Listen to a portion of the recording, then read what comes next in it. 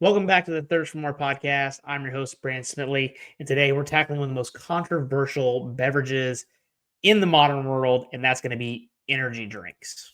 So let's start off with this picture really quick. 6 o'clock in the morning, you didn't sleep well, you've got something big going on at work, whether it be a presentation or a project that you've got to do, and then you've got to plan for your training session later in the day. You're drop in your normal Speedway, 7-Eleven, whatever, and you're looking at all these cans of energy drinks of what you're going to take to be able to kind of get you through this long day, whether that be, Red Bull, Monster, Rockstar, C4, Ghost. Obviously, there's plenty out there that you can choose from. But what is actually in your energy drink, and are they helping or are they harming your actual performance? And what does the science say regarding your energy drinks? So over this next 50-ish minutes, give or take, we're going to take a scientific deep dive through energy drinks here for you. We're going to start by trying to understand what the beverages actually are, how they differ from a regular caffeinated drink, and what you might consume in those actual drinks as well. And then we're going to break down the ingredient side one by one of the common ones and exploring how those affect your body and your performance, not only from like a mental acuity side, but also from a training perspective. And then we're going to look at the potential benefits that they have from athletic performance side. And I'm obviously not going to shy away from the concerning side of the research about the health risks of these energy drinks. So we'll kind of talk about not only the 0-calorie versions, but obviously the sugar-loaded versions as well. And most importantly, we'll help you understand what the actual peer-reviewed research is saying about these drinks as well. So by the end of this episode, you should have a good amount of knowledge to make an informed decision, which ultimately is all I want to provide you with. I'm not going to tell you what you should or shouldn't do. You can make the own decision for yourself here of what you do from an energy drink perspective, and you'll be able to figure out how you can implement that in your nutrition strategy and your training performance side, and how to use them safely and effectively if you do choose to use them. So before I go too deep into the details, let's kind of establish some quick, important context here as we move forward. So the energy drink market has clearly exploded over the past 20, 25, 30 years, growing from basically nothing to being a multi-billion-dollar industry.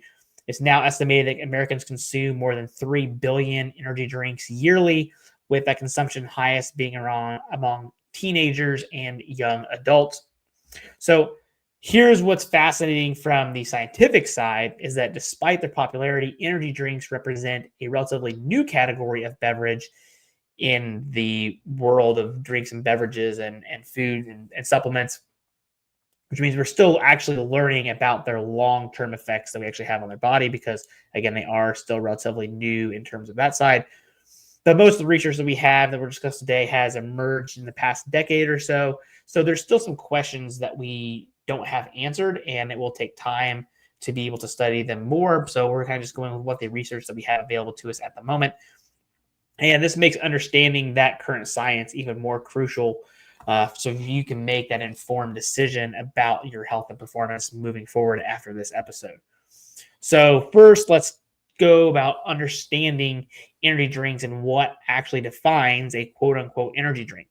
So this might seem obvious, but the definition matters because it helps us understand why these beverages affect our bodies differently than other caffeinated drinks, say like a Pepsi or a Coke. So the FDA doesn't have a specific regulatory definition for energy drinks, but they're generally characterized by 3 key features. They have high caffeine. They're typically ranging in from 80 to 300 milligrams per serving. A blend of other active ingredients like taurine, guarana, B vitamins, amino acids, sometimes creatine. Marketing that emphasizes energy, alertness, and performance enhancement.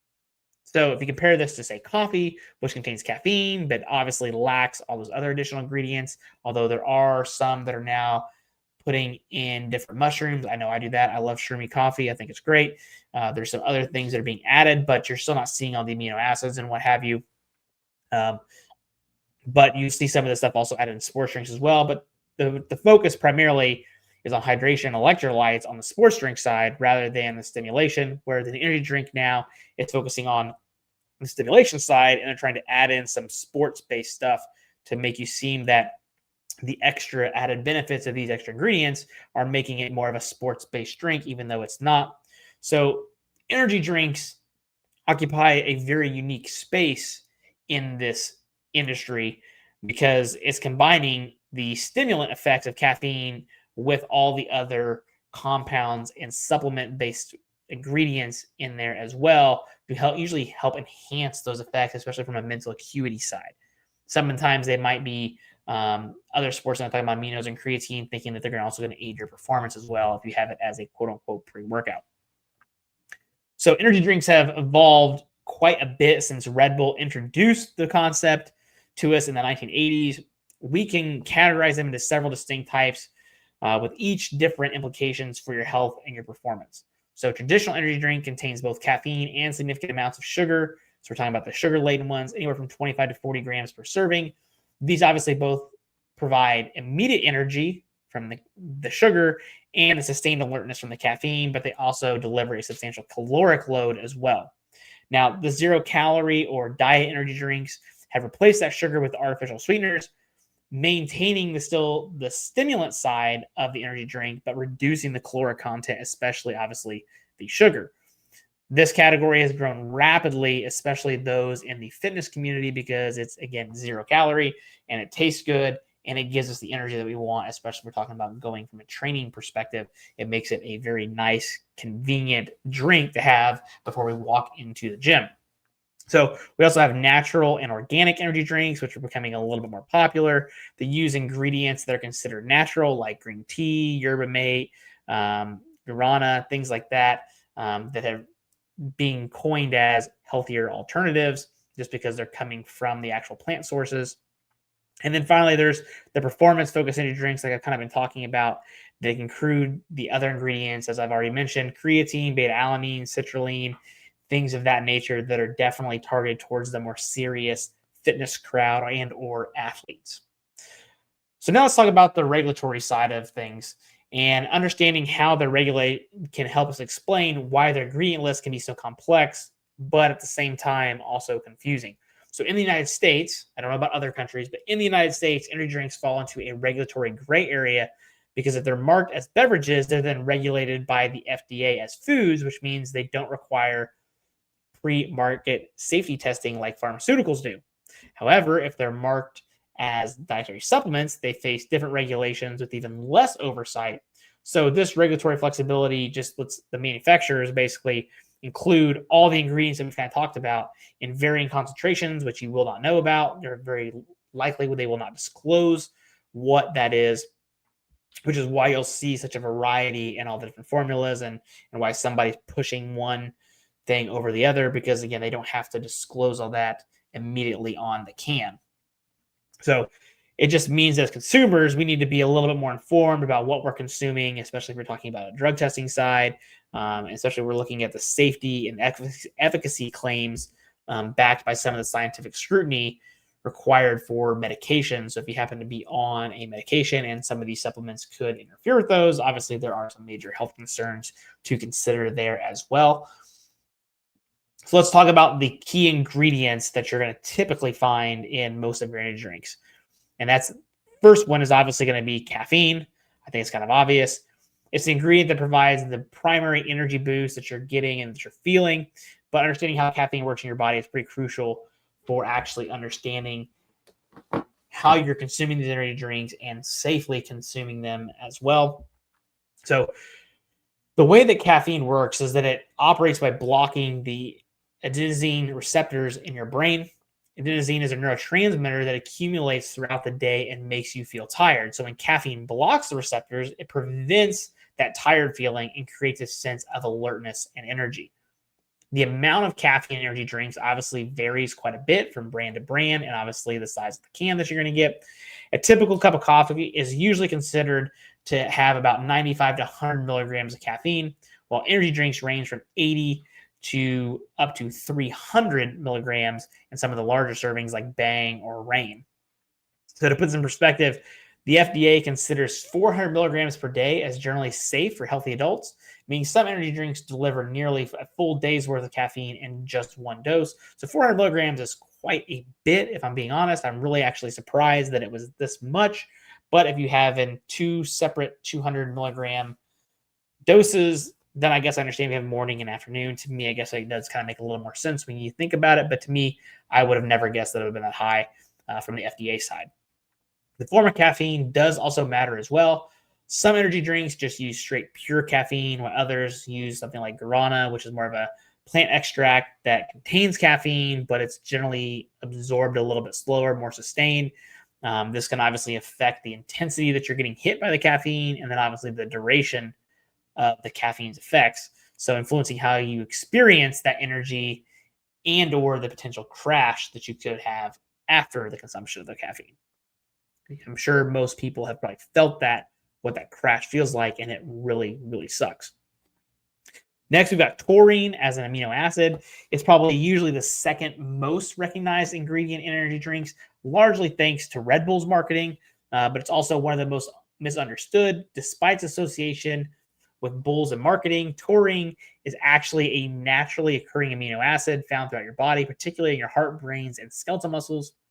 Typical energy drinks contain between 1,000 and 2,000 milligrams of taurine, which is several times higher than what you would normally consume through food. And so research seems to suggest that taurine may help with cardiovascular function, potentially improving exercise performance and recovery. Some studies indicate it might help reduce exercise-induced muscle damage and improve fat oxidation during exercise. So you can see why this is put in energy drinks, especially if you're looking at it from a quote-unquote performance perspective or an athletic perspective. However, here's where kind of science gets interesting. While taurine appears to be generally safe at the high doses found in energy drinks, most of the performance benefits attributed to energy drinks in research studies are difficult to separate from the effects of caffeine. This raises questions about whether taurine provides significant additional benefits beyond what caffeine alone delivers. So something to consider there. Are you paying more for basically nothing? In most energy drinks, in my opinion, you probably are, especially if they're micro dosing some of these ingredients. You might be getting a little bit of this and a little bit of that, but it's not really enough to actually give you the performance benefit, at least based on what's been studied on research for some of these. Next up, we've got B vitamins. They are definitely known for your energy production and support. That's very clear. Most energy drinks, though, are loaded with B vitamins, and particularly B3, niacin, B6, and B12. Sometimes in amounts that we know are more than your daily needs. The marketing suggests that the vitamins provide energy, but the reality is it's more nuanced than that. Anybody that's ever had a spike, if you know, spike is legit, but I think at one point their B vitamin content, I think it was B12. I think when you looked at the can, I'm not joking. I think at one point when they were really heavily dosing it, it was like 86,000% of your daily value was B12 in there. And I think they changed it. I've not had one in a while. They're a lot harder to come by. I used to buy them for my gym. T Nation just made them impossible to buy. It didn't make sense. I couldn't make any money off of them. And, well, it's not just about making money. It doesn't make sense to buy an energy drink and lose money on it at a gym, right? I at least got to try to break even, if not make a couple quarters off of each can. But man, I'll tell you what, those stuff would make you pee like crazy. And I'm sure the niacin was ridiculous in them as well. Going back to the B vitamins, though, they are indeed crucial for your energy metabolism at the cellular level, helping convert the food you eat into usable energy. However, if you're not deficient in these vitamins, consuming the mega doses doesn't create any kind of additional energy. So for most people, I think if you're eating a well-rounded nutrition plan and or diet, you're going to be fine on your B vitamins. It really becomes a concern if you are vegetarian, because many of your B vitamins do come from meat as well. But it's like basically having all the gas in your car and then you're just putting more gas in there and it's not doing anything. I mean, I do think it also makes you pee more as well, especially if you have them in mega concentrated doses like that spike, as I mentioned. But that said, some people, particularly those with restricted diets, as I mentioned, health concerns, they may actually benefit from the B vitamin content. So the concern arises with fat-soluble vitamins and minerals that can accumulate in your body, potentially causing toxicity with excessive consumption over time. So A, D, E, and K, sometimes they will have some of those. Those are fat-soluble. You need to actually ingest those vitamins with fat, and obviously energy drinks don't have fat in them.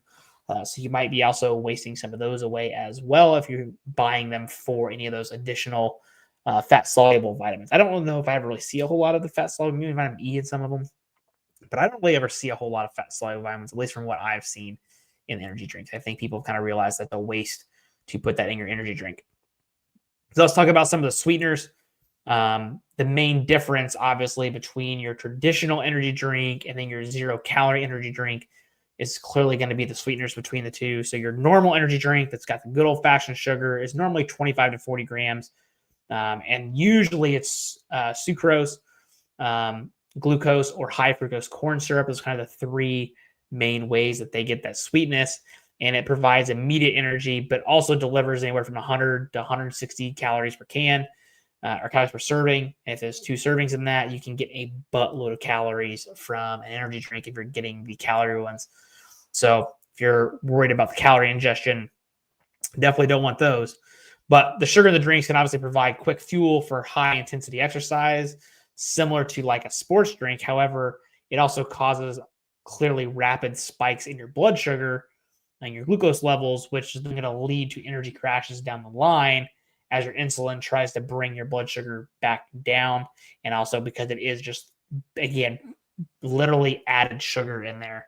And that can also be a big pitfall as well in terms of the insulin-based spike. Now, 0-calorie versions clearly replace that with artificial sweeteners. Most of the time using sucralose, aspartame, as well as alsulfame, potassium. I hope I said that right. These clearly provide the sweetness that you get from them, and they're very noticeable in an energy drink, in my opinion. But you're not going to get the calories or the blood sugar spikes, which is very beneficial, in my opinion. But they also eliminate the potential for performance benefits that you might get from those quick-acting carbs if you would happen to need that for exercise. So, in my opinion, I don't think most people need it, but you could make an argument there if you're trying to ingest quite a bit of sugar pre-workout, then that could be a performance benefit for you as well. But the research has definitely also raised questions about how artificial sweeteners might affect gut bacteria and glucose metabolism throughout the long-term implications of these effects are still being studied. From a performance standpoint, the choice between sugar-containing and 0-calorie versions depends largely on your goals, timing of consumption, individual tolerance to both sugar and artificial sweeteners. Again, artificial sweeteners are not bad for you. Some people are going to tell you they're going to kill you. Again, in small doses, totally fine, especially if you are dieting, and it's clearly better than the calorie-based version and ingesting 200 calories of an energy drink, because that's probably going to make you feel like shit to begin with. But also, secondly, it is calories that you're ingesting. And usually from a health conscious perspective, we're going to recommend that you don't drink your calories, you eat your calories. And energy drinks, they do freaking taste good. I'll be honest. They taste freaking good nowadays. So you really don't need the sugar in there to make it taste any better. It tastes great with just the artificial sweeteners as it is. Don't worry about saying that the sugar is going to be better for you than artificial sweeteners. There's no scientific evidence to prove otherwise, at least in the doses that you're going to be ingesting these artificial sweeteners. So let's talk about some of the athletic performance benefits here, and see what the science actually says about the energy drinks being able to do that. This is where things, in my opinion, get pretty interesting, but they can also get complicated, because research shows benefits in some areas and some concerns in others. So it's kind of a, understanding of, is it worth it, and the long-term side effects from this. So multiple peer-reviewed studies have demonstrated that energy drinks can improve certain aspects of athletic performance. So in a 2018 systematic review published by the Journal of International Society of Sports Nutrition, they found that energy drink consumption was associated with improved endurance performance, increased power output, and enhanced cognitive function during exercise. I think anybody that's probably taken a pretty good energy drink, say like Ghost or C4, could probably say, yeah, I can kind of feel the difference when I do have one. The performance benefits appear to be most pronounced in endurance activities, at least based on the research, lasting longer than 60 minutes, and in sports requiring sustained attention and quick decision-making. For example, studies have shown improved cycling performance, enhanced reaction times in team sports, and better maintenance of power output during high repeated effort intensity bouts of exercise. However, Here is the critical point that often gets overlooked. Most of these benefits can be attributed primarily to the caffeine content rather than other ingredients. So, in research have compared energy drinks to equivalent amounts of caffeine alone. The performance differences are often minimal. This suggests that you might achieve similar benefits from coffee or caffeine supplements as a whole without the additional ingredients and potential risks associated with energy drinks. Very interesting. I know I do like my coffee. Coffee pre-workout also works pretty well if I'm working out in the morning as well. Don't sleep on your normal good old-fashioned coffee, especially if you got some good quality coffee. So now let's talk about some timing and the dosages from a performance side. So if you do choose to use energy drinks for your performance enhancement, nothing wrong with that. Timing and dosage becomes pretty crucial. Caffeine typically reaches peak blood levels in 30 to 60 minutes after consumption. So the optimal timing for pre-workout training is going to be about 45-ish minutes plus or minus before your workout or your competition. The effective dose for performance enhancement appears to be 3 to 6 milligrams of caffeine per kilogram of body weight. So for a 70-kilogram person, that translates roughly to 200 to 400 milligrams of caffeine. Again, that's pretty substantial because 70 kilograms is 154 pounds. That's about my size. So most energy drinks are usually in that 200 milligram range, at least as of now, in terms of how they are mass produced. This means that for most people, a single energy drink is enough to provide the effective performance dose that you need, but larger people may need more, and while smaller people clearly might need less. So, one energy drink is going to affect each person differently, not only because of your size, but also because of your gender, your muscle mass, and obviously your tolerance as well. Research suggests that the performance benefits of caffeine don't continue to increase beyond the optimal dose range. Taking more doesn't necessarily provide better performance and significantly increases the risk of side effects like the jitters, being anxious and anxiety, and any kind of GI issues that you might get from either the sweeteners and or any of the other extra added ingredients that sometimes come in them. So it sounds like to me, for most people, one can, I think it's pretty obvious, is about all that you should take at any kind of give and go. Specific performance areas where energy drinks have shown performance benefits in research studies as well. So for endurance exercise, multiple studies have demonstrated that improved time to exhaustion and enhanced fat oxidation. So the combination of caffeine and carbohydrates in your traditional energy drink can be particularly beneficial for events lasting longer than 90 minutes. So like running a marathon or whatever, there seems to be some pretty good substantial evidence that those actually might be a solid performance enhancer for you before you happen to go on a long endurance-based event. However, in power and strength activities, the research is a little bit more mixed here. So some studies have showed improved peak power output and reduced perceived exertion, while others show no significant benefits over a placebo. The cognitive benefits might be more important here than the actual energy side. They do show that improved focus and motivation can translate to better training quality, even if your raw strength isn't directly enhanced from the supplements. So the mental side gets turned on and you bring in a little bit more. That could be making it worth the investment as well. From team sports and activities requiring quick decision-making, energy drinks have shown quite a bit of promise in maintaining cognitive performance during prolonged exercise and competitiveness. Studies in soccer, basketball, and rugby have demonstrated improved reaction times and decision-making accuracy when players consumed energy drinks before their competition. However, it's clearly important here that we note that individual responses are going to vary significantly. Factors like caffeine tolerance, your body weight, your genetics, timing consumption all influence how the energy drink is going to affect your performance. Kind of going back to that, it really kind of depends from person to person. Even though they are mass-produced in their cans, you might be able to have half a can. There's even some that do say that drink half a can to assess your tolerance. And I think something like a spike, that's a very good idea. If you've never had a spike, like I have several times, the first time I had one, I was kind of like blown away. I thought my heart was going to pound out of my chest. But that did get me hooked to spikes in terms of the performance side, like a lot. I love spikes. Good energy drink, super slept on. If you've never heard of Spike Energy and you see one, make sure you pick one up. Casey's gas station used to carry them. I don't believe they do anymore. I think you pretty much got to exclusively get them online at T-Nation /Biotest, which is really unfortunate. Okay. Now that with that out of the way, let's kind of talk about some of the health concerns and the risks. And I think this is kind of the important part and kind of the controversial part for many people. Uh, you know, we know the performance benefits. Most people can feel that, but what are the health concerns? Are there any long-term risks and things we need to consider, especially even for special populations? So the cardiovascular effects of energy drinks have received significant attention from researchers and health professionals. And recently, honestly, for good reason, several studies have documented concerning changes in their heart function following energy drink consumption.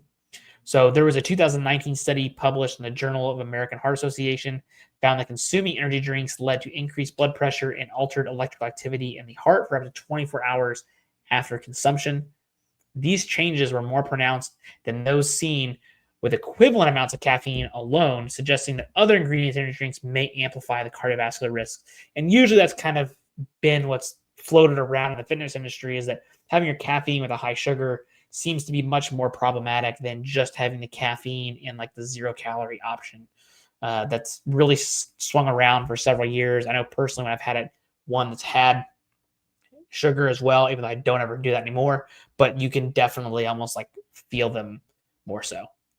And you can kind of think Four Loko as well is kind of one that got banned again because you're having alcohol and caffeine and carbohydrates. Talk about a recipe for disaster when it comes to drinking a lot of different stimulants and or alcohol. So emergency department visits related to energy consumption have increased dramatically over the past decade. The most common reported symptoms have included heart palpitations, chest pain, elevated blood pressure, and in the most severe cases, cardiac arrhythmias. And while these events are obviously pretty rare, considering the millions of energy drinks that are consumed every single year, they highlight the potential that there are serious adverse effects, particularly in susceptible individuals, especially when we think about like the gaming population, those that are very sedentary, stay up for long hours, and drink several of these in one go. You can really begin to see how this can be a very big health concern. So the major risk appears to be for those with underlying cardiovascular conditions and those taking certain medications, and individuals who consume multiple energy drinks in a short period of time. Again, that kind of goes back to that gaming population, again, not being very active, or might have any of these other things as well. Young people are also particularly vulnerable because their cardiovascular systems are still developing and they often have less awareness of their individual health factors. So the very young population, we're talking like 1500. First of all, kids that age shouldn't be drinking energy drinks anyways, because they should have a buttload of energy just because they're young kids. They get enough sleep, they eat a shit ton of food. They really don't have a whole lot of stress in their lives outside of boyfriends and girlfriends and acne. So I feel like they should have quite a bit of energy. Once you start to get older, then I understand a little bit more, especially why most of them say 18 or older to purchase or to drink or consume. So the high caffeine content in energy drinks can obviously disrupt sleep patterns, even when consumed many hours before your bedtime. It's something I'm pretty big on when I work with athletes and talk to people that do choose to have energy drinks, that they understand what the half-life of caffeine is. And caffeine has a half-life of approximately 6 hours. So if that means you have your energy drink at 2 o'clock, you'll still have significant amounts of caffeine in your system at 8 p.m. and potentially even later. So poor sleep quality creates a vicious cycle, as I'm sure you know, where individuals feel tired the next day and then they reach for another energy drink to compensate. And this pattern then leads to chronic sleep deprivation, which then has wide-ranging effects on your physical health, your cognitive performance, your emotional regulation, how you feel. Like, it is a dangerous, dangerous cycle. And I can say firsthand that I have been in this cycle. I even have a post over on my Instagram at @bsmitley where I talk about how I was basically on a gram of caffeine when I was starting my gym and working a full-time job as well as doing the gym and all the things, right? And how it was just a vicious cycle like that, and how I broke down in terms to get away from that. And I've made significant progress. And I will admit, I still love my energy drinks. It's kind of why I'm making this episode. Kind of thought it'd be something worth discussing and educating some people. If you need help breaking that habit, just reach out to me. I'd be more than happy to do that. But again, check out that post on Instagram. There's a lot of good actionable steps that you can take there as well. But just keep in mind that you can see how this cycle can be very vicious and can be a very big concerning problem, especially if you're listening to this from a strength conditioning performance perspective. Your sleep is crucial to being able to have the best performance that you can. So the research has raised concerns though about the mental health impacts of regular energy drink consumption. So some studies have found associations between frequent energy drink use and increased rates of anxiety, depression, stress-related disorders. And while it's difficult to establish the direct causation, the stimulant effects of these energy drinks may exacerbate existing mental health conditions or contribute to development of anxiety disorders in susceptible individuals. So not only are we talking about decreased sleep issues, but we're also talking about mental health issues as well. And again, that can stem from loss of sleep and bad exercise and what have you, bad nutrition choices. So this can really lead to a really dark and lurky place if you become very dependent upon a stimulant, especially high doses of this stimulant in terms of caffeine, but more so the energy drinks, because they're designed to taste good to make you continue to want to buy them and consume them. Your average energy drink tastes much better than your average coffee. Usually to make coffee taste good, you got to add sugar and fat and different type of flavorings. And most people don't want to do that. So if you think about going to Starbucks, your Starbucks drink now costs $5, $6, $7, and that energy drink could have been $3. The energy drink's going to taste just as good, if not better, and be cheaper, and it's more portable, and you don't have to sit in the drive-through at good old Starbucks. So you can see how these become very, very addictive in terms of their usage from a performance standpoint, and then also just day-to-day life. So let's kind of talk about the metabolic and digestive effects that you can get from energy drinks, or the issues that could be with these. So clearly the high sugar content in your average energy drink can have significant metabolic consequences, especially if you drink them on the regular. A single energy drink contains as much as sugar as 2 cans of just your normal soda, leading to obviously the rapid spikes in the blood sugar, the glucose and insulin levels, affecting your insulin sensitivity, all that kind of stuff. Over time, clearly the pattern of consumption will contribute to that insulin resistance, obviously weight gain, increased risk of type 2 diabetes, and then the concentrated sugar delivery in the liquid form is super problematic because it bypasses the satiety mechanisms that might otherwise limit sugar intake from like your solid food. So like obviously since you're drinking it, you don't have the rice or the potatoes or the oats or the vegetables, the meat or the protein to take up that space in the stomach to kind of give you that feedback loop of, hey, we're kind of full. You can kind of stop eating now. And it also slows down the digestion as well and the absorption. Or if that liquid goes down, and I mean your body can absorb that much quicker because it's already in that liquid form. There's not really a whole lot of actual breaking down true substance of the food. But even the zero-calorie energy drinks aren't without their own metabolic concerns. The research is now kind of showing that artificial sweeteners may alter gut microbiota and glucose metabolism in ways that could potentially contribute to metabolic dysfunction as well. And obviously, while we clearly need more research in this field of the artificial sweeteners, and we don't truly understand those effects, we understand that they represent an area of ongoing scientific investigation and that there could be gut flora issues with these sweeteners. So while I'm not going to say that sweeteners are good for you, I'm also not going to say they're bad for you. It depends on context, obviously, but clearly if they're giving you GI issues, you should not ingest them. And that just goes with any food in general. If you know a food or a drink or something bothers your stomach, intentionally ingesting it and giving your body issues from a digestive side is never a smart thing.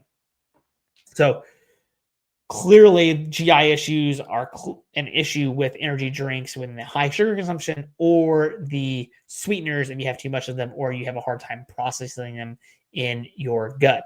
So the combination of the high caffeine content, artificial ingredients, carbonation can clearly cause some kind of stomach upset in many people. It can also cause acid reflux. I'm sure some people have probably experienced it sometimes that if you have a crazy high amount of some of this stuff, you can even get diarrhea, especially if you've already got a sensitive stomach or you just consume it directly on an empty stomach. That can also be very problematic as well. Let's really quickly talk about some of the special population considerations here. So there's certain groups that face elevated risks from energy drink consumption, and they should definitely pay attention to what they're ingesting, almost always in general with some of these, but pregnant and breastfeeding women should avoid energy drinks entirely due to the high caffeine content and unknown effects of other ingredients on the fetal development. I know for my wife, when she's been breastfeeding and when she was pregnant, she basically had no caffeine. I know for sure she had no alcohol, obviously, but I think she avoided caffeine the entire time as well. And the caffeine thing didn't get her that much. But I do know the research that she had did was showing that the brain development and the fetal development was never seen as a good thing to have the caffeine. And so she's not had that, and considering she's still breastfeeding at this time, if she does have an energy drink, it's usually maybe early afternoon, and she only breastfeeds once or twice a day now at this point where we're at with our lovely journey of parenthood, so that 8 hour, that 6 hour, 8 hour window, whatever, pretty much goes away by the time that he happens to breastfeed. So something to consider if you are pregnant breastfeeding, where you're at, and that as well, keeping those half-lives in mind. Clearly, adolescents and younger adults, kind of talked about this, are also very vulnerable to these, not only because they are usually the heaviest consumers of these energy drinks, but because their cardiovascular nervous systems are still developing. So the American Academy of Pediatrics has stated that energy drinks should never be consumed by children or adolescents. We know they clearly do it, but pediatrics is saying they should not. Individuals taking medications, particularly those affecting your cardiovascular system or your central nervous system, should also be very cautious of these. And ideally, you're going to consult a healthcare provider or your doctor before you ingest not only caffeine, but in particular energy drinks, and what exact energy drink. That way you know what ingredients you are putting into your body. That's always important, regardless of what you're eating or taking, but especially if you are on a certain type of medication that's going to affect your heart or your nervous system.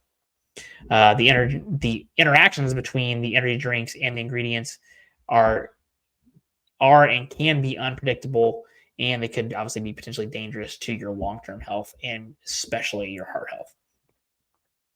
So let's kind of talk about the 0-calorie versus the just regular energy drinks that are the sugar bombs.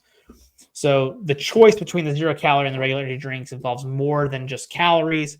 So let's kind of talk about the two categories and they differ and what those differences mean for obviously your health and performance goals.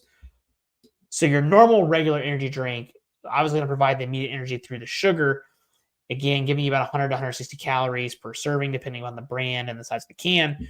But this can be beneficial, again, if you're using it as a pre-workout or fuel for extended exercise, long-distance training, where you need those carbohydrates. So the sugar can provide that quick, immediate fuel source that your body and your muscles and your brain may need to enhance that performance, especially if you're looking at it from a high intensity perspective, from a long duration, again, long distance running, cycling, things like that.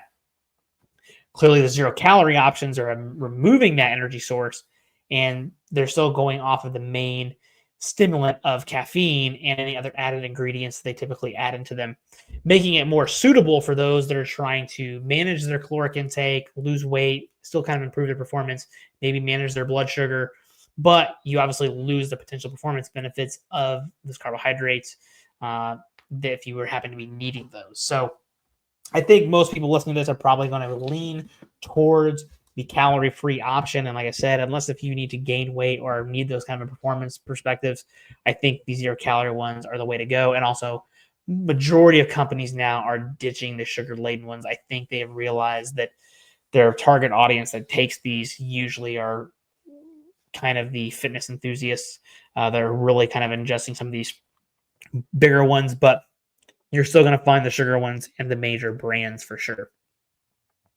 Let's kind of talk about some performance implications. So the choice between your regular and your 0-calorie energy drink should align obviously with your training goals and the time of your consumption. So if you're drinking energy drink 36 minutes before your workout, the carbohydrates and the regular energy drinks can provide that fuel that you're going to want, especially for that high intensity activity or long duration based work. But if you're drinking energy drink just for mental focus, say during work or you're studying or you got a project coming up or you need something to go, you've got your coffee, whatever, then you're consuming it several hours before your exercise as well, being another example, then the 0-calorie version is definitely the way to go, as I've kind of mentioned.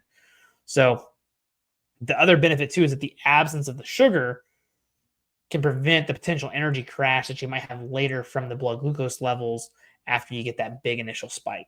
So obviously, those following lower carbohydrate diets, ketogenic diets, the 0-calorie energy drinks are also a great way to keep your energy levels up high And if you're trying to be in like ketosis, then you're not getting the sugar, obviously, for those particular diets. But people with diabetes or pre-diabetic should obviously opt for the 0-calorie versions as well to avoid those glucose spikes and any kind of issues they may have with their insulin. So really quickly, the long-term health considerations. When you're considering your long-term health, both energy drinks present different risks.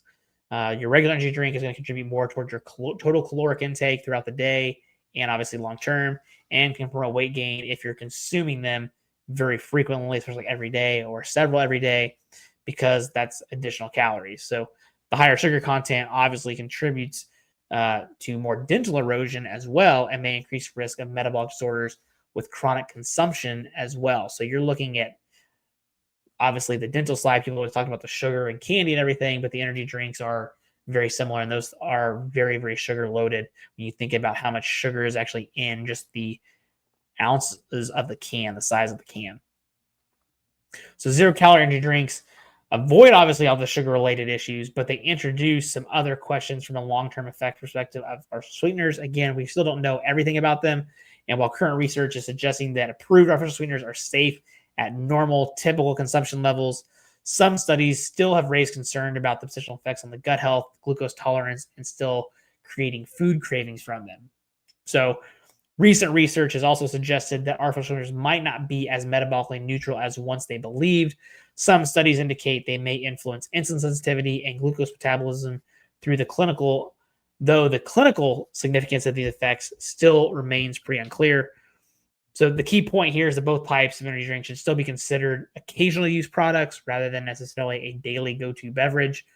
And if you find yourself relying on them pretty regularly, it might be worth looking at not only your sleep habits, but your stress levels and your overall nutrition, eating well, feeling good, eating all the right things, fruits, vegetables, proper carbohydrate consumption, enough protein, getting enough sleep, to contributing to your low energy levels. So don't rely on the energy drinks is basically what I'm trying to say here. Look at outside factors as a way to improve your energy levels and feel good, and use energy drinks as needed, especially if you've got like a hard training day, or you know you're going to have a long day coming up from a work perspective, or you happen to forget a thing of coffee, right? Use sparingly or smart along the way to not have to be reliant on them every day. Again, like I was when I was having almost a gram of caffeine a day about 6-7 years ago.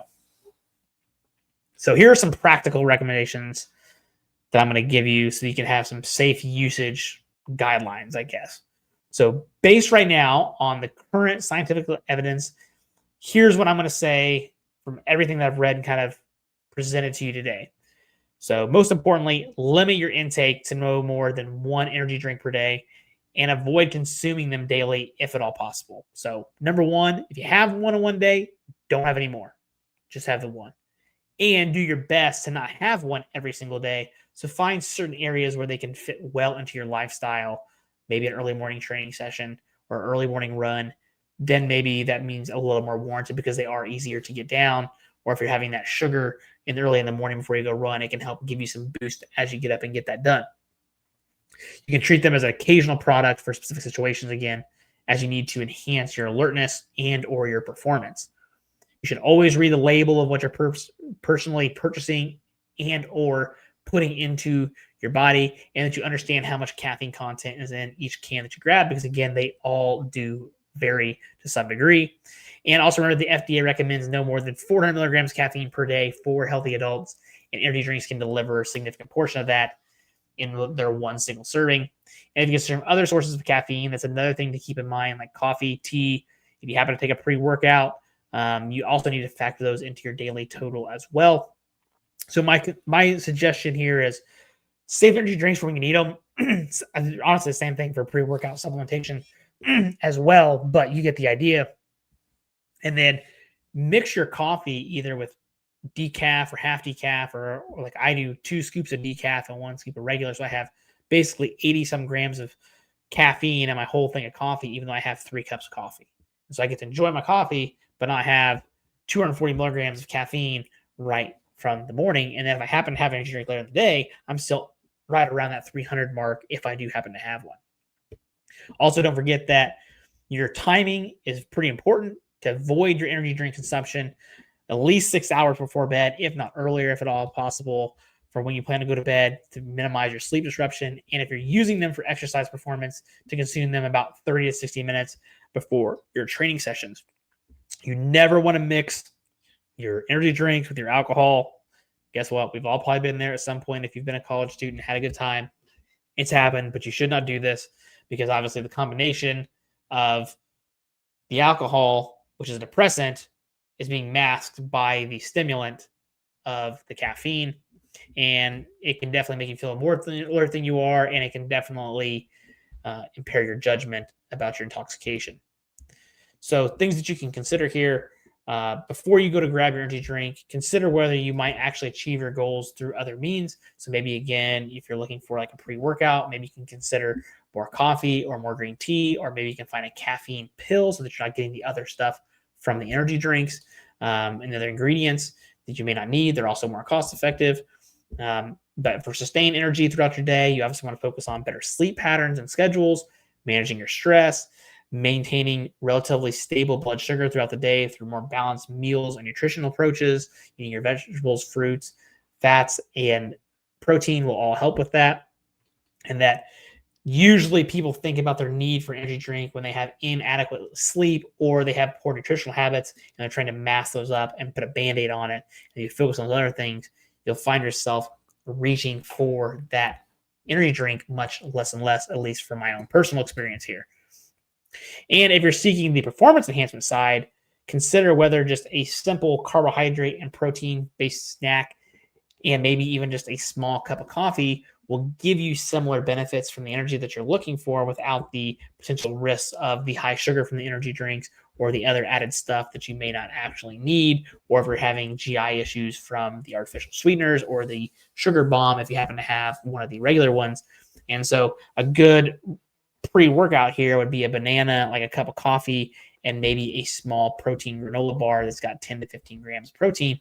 That would be a great, fantastic pre-workout snack. It's going to be considered healthier, and it's probably going to be considerably cheaper in the long run, if I'm being honest as well.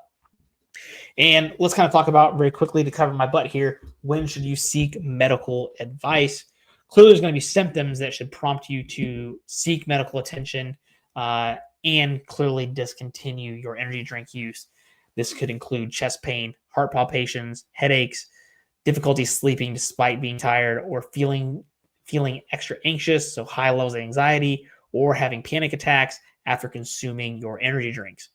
If you find yourself dependent on your energy drink to function your normal daily life, or if you're consuming multiple servings or multiple cans per day, you definitely need to speak to a healthcare provider or a medical professional ASAP about getting healthier alternatives, managing your energy drink levels, and then finding the pattern that is leading to this underlying issue, because you're probably going to be having issues with sleep, stress, and or nutrition.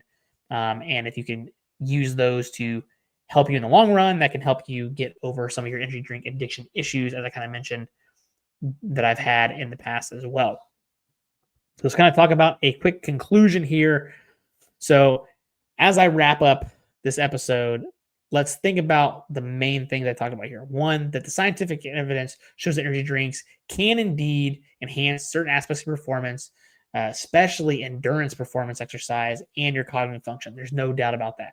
However, most of the benefits can be attributed to caffeine, which you can obtain from safer sources with fewer ingredients. Again, going back to coffee or even caffeine pills. Caffeine pills are stupid cheap and super underslept on, by the way. So if you are a caffeine person, look into getting caffeine pills. I think you'll be impressed at what you feel from a caffeine pill, and you can get them for dirt cheap online. You can also probably get them at NutriBio if you really want to. Use my code SMITLEY10, SMITLEY10. That'll save you 10% off any supplements you happen to buy there, and they do have caffeine pills. Also got pre-workout if you're really into that thing as well. Obviously, there's clearly health risks, and they are real, and they shouldn't be dismissed. There are cardiovascular effects, sleep disruption, potential metabolic consequences that can make energy drinks inappropriate for daily consumption for certain individuals, especially those are vulnerable or may be having certain medications or pregnancy. You have the idea that we've already kind of talked about all those earlier, but clearly those populations need to steer clear of them. And the choice between regular and your 0-calorie options should really just depend on your specific goal, but both should be used sparingly. And if you are in doubt, grab the 0-calorie option. And most importantly, energy drinks should be viewed as tools for specific instances that you need a quick solution for to get through a bout of fatigue or low energy levels to be able to do something. They are not a solution for chronic fatigue or chronically low energy levels throughout your day. If you find yourself regularly needing stimulants to function or get by your day, you need to address those root causes again through sleep, proper nutrition, and stress management, because clearly those are much longer benefits and long-term sustainable actions that will benefit your life down the long road, not just immediately as well. So what's the bottom line? Basically, you need to make informed decisions about energy drinks and understand that they can be good for specific sport performance benefits, alertness needs, but they're not really necessary for most people's health and fitness goals, if I'm being honest. If you choose to use those, you just want to be mindful and understand the potential risks and benefits that we talked about here today. And remember that most effective strategies for sustained energy performance are the fundamentals, the basic ways to get the most energy out of your day: getting enough sleep, regular quality exercise. Chances are, if you're listening to, you already do that portion of it. Balanced nutrition, sustainable nutrition habits with healthy foods, fruits, vegetables, carbohydrates, fats, and adequate proteins, and effective stress management throughout your life and in your relationships. And that will make you feel much better on your energy side. Energy drinks can obviously provide a temporary boost if you happen to need it, but they're never going to replace those foundational things that you should be doing anyways. They are a supplement. Again, 5% performance boost. The sleep and everything else is going to give you the 95 performance boost. So focus on the big stuff. Keep the main thing the main thing. So thank you for joining me today's episode, going into deep dive of energy drinks and their effect on your health and performance. I hope I'm giving you one awesome thing you take away from the knowledge side that you can make the decision on yourself. Maybe you can decrease your intake a little bit, increase your intake if you need it for specific instances. You have just a more overall well-rounded piece of material here that you can always refer back to or share with somebody if they're having energy drink issues. Again, I was that person. I was there at one point. I understand what it's like to have a load of caffeine in your system all the time. I never want to go back to that. I'm glad that I have gotten off that. And so I want to be able to provide some quality information for other people if you happen to be like me and have been in that situation. I understand. I'm here to try to help you and to let you know that you can do it. And focusing on those other things has made a huge beneficial aspect into my life of not having health issues from energy drinks. So I appreciate you tuning in for today's episode. Hopefully, again, you took one awesome thing away. If you're watching over on YouTube, hit that like button. Subscribe if you're not subscribed to the channel already. If you're listening over on Spotify, Apple, iTunes, anywhere you enjoy your podcast, make sure you also leave me a 5-star rating if you happen to enjoy this episode. Again, share it with a friend. Tag me in social media if you happen to share it. I appreciate all those things. Those all really help me out in one small way or another. So thanks again for checking in, and I'll see you at the next episode.